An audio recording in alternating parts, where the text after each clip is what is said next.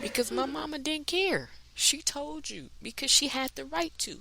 You big and bad and bold enough to come at her. So why you gonna get mad? Why you gonna get sensitive when she responds? She was minding her own business. You chose to come over. So all I'm saying, folks, if you feeling good, if you like what you got on, if you excited about life, don't let other people try and tame you, quote unquote, change you, control you, manipulate you into being something that makes them feel more comfortable about who they are when they look at you. Ooh, y'all, we gonna applaud that one.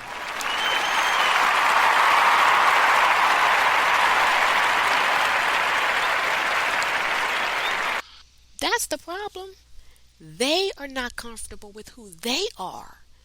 And anytime they see someone who's comfortable, they have to say something or do something in order to try to justify within themselves why they can't and don't do that. I'm going to go back into what I was taught. Women don't wear pants, right? Now, I never saw nothing wrong with it. I'm going to be honest. That was not my belief. And I've always known that was not my belief. But it was the belief I was taught. So, because I respected and loved the people that taught me that, I respected it and I just lived in it and it became my belief, right? But still, when I would see women with pants on, I never hated on them. I never felt negative emotions about them.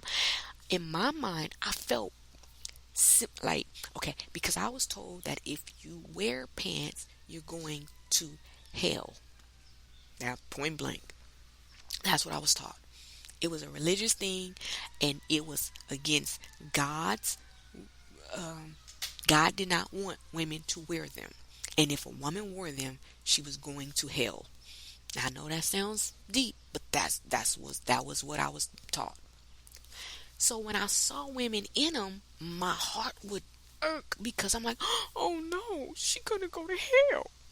And I was a sensitive kid. No, I've always had a loving heart for people, and I still do, right?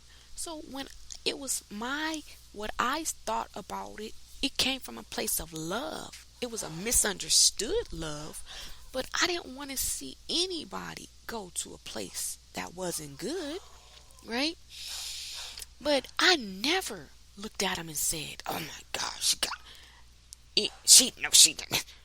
But women who look at other women and do that, that's because there's something going on in you.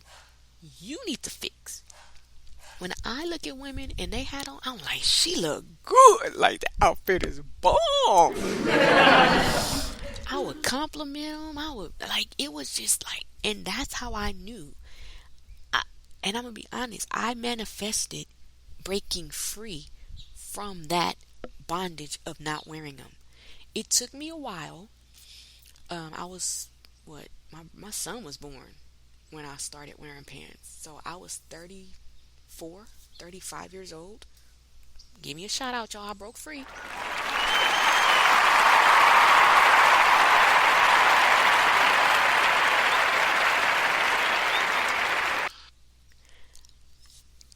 My heart, and that's why I'd say, as parents, don't stifle your children. You know their hearts are pure. Don't take advantage of that. Don't manipulate your kids into being your clone or being what it is that you think they should be. They deserve to be who God created them to be. Let them be free.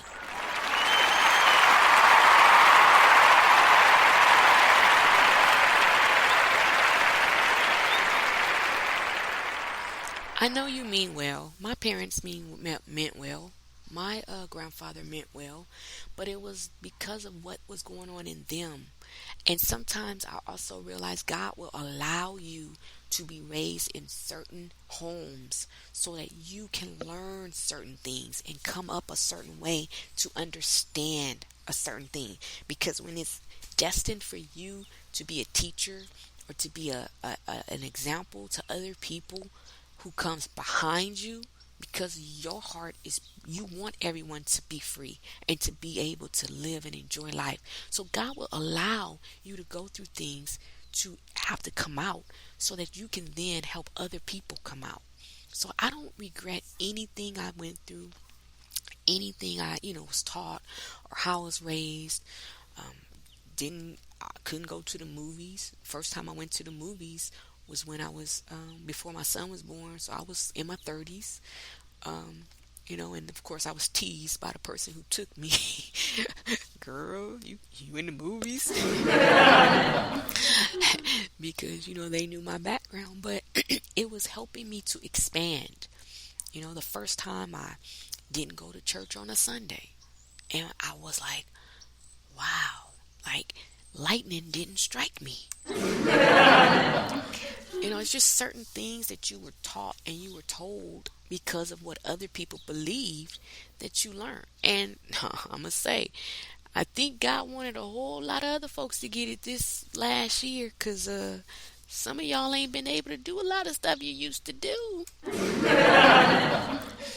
He allowed it to be shut down to show you that there's more than one way to skin a cat, for lack of better words. There's more than one way to get things done. The tradition, the old belief of how you lived your life, the building you had to go to 3 times a week, every week, one day, all day, you still living. Matter of fact, you done expanded. You done got a little bit more in life. You had more time to do other stuff. You actually got a business now. You actually got this. You actually got that. See, I think that had I not broke free before the pandemic, I wouldn't have half the stuff I had before. So I was already an author. Because if I felt like staying home and writing, I stayed home and I wrote. If I felt like I did things, so I had stuff going for me. Some people are just now coming into a lot of stuff because they're able to break. Like, God had to shut the world down, like, for you to realize what it is He placed you here to do, other than supporting someone else's ministry or vision or outreach. It's okay for you to have a vision. It's okay for you to have feelings and to have things that make you feel good to do, make you feel proud to do. You did that. It was your dream come true. You're working on everybody else's dream, and these signs is that, if you want your dream to come true, you got to get behind somebody. Who said that? Somebody who wanted somebody else to help them with their dream. My business coaches, my millionaire mentors tell me that if you don't work your dream, somebody else will hire you to work theirs. If you don't cultivate your vision, somebody else will hire you to cultivate it. That's how the millionaires think. That's why they have what they have. They ain't thinking because they understand it's no lack. I don't have to help you with yours to get mine. I'm going to get mine whether I help you or not. You need to help you get yours. Everybody need to work on what they were placed here to work on. And if you do that, then networking and outreach and connections and people will be drawn to help you without you having to manipulate or force them into helping you. Using Bible scriptures and books and other stuff, guilt, and you don't have to play those games. You don't have to do that when you're doing it the right way. It just flows. The help just comes. People want to help you. People contact you asking, how can I support? How can I be a part? When you just get about what you're supposed to be doing. And so hopefully I've said something to give people a different, because I'm going to tell you, the law is the law. And What you put out is what you're going to get back. And if you have done things to try to hold other people and try to use other people, it's going to come back at you. It may not come back the same way it was put out, but that is, you reap what you sow. And that's not just in money. That's in time, that's in energy, that's in attitude, that's in feelings, that's everything. You reap what you sow. If you want good things, if you want people to help you, then you have to be that. You have to express that, not just by your actions, but by being who God created you to be. A pure, positive, energetic person. Not hating on other people, not trying to make other people, downsize who they are so you can feel better. No. Let everybody shine. Let your light so shine. Everyone deserves to shine. My brightness don't dim yours. Light don't dim other light. You know what light dims? Darkness.